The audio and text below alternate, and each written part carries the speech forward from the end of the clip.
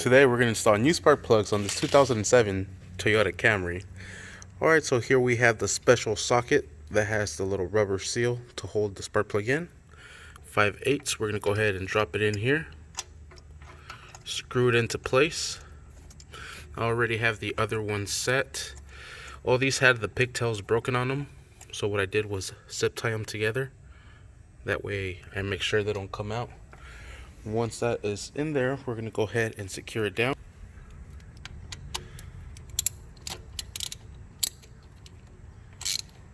There it is. Now we're going to go ahead and insert the coil pack.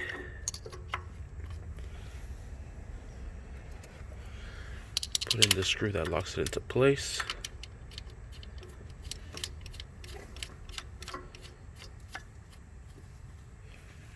We're going to go ahead and tie that down. That one's going to be a 10mm socket.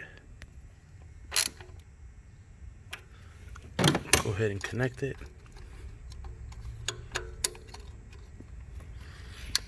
The way we're going to do it is we're going to slip this pigtail in through here, like so, and lock it in with this shoulder and this shoulder up here.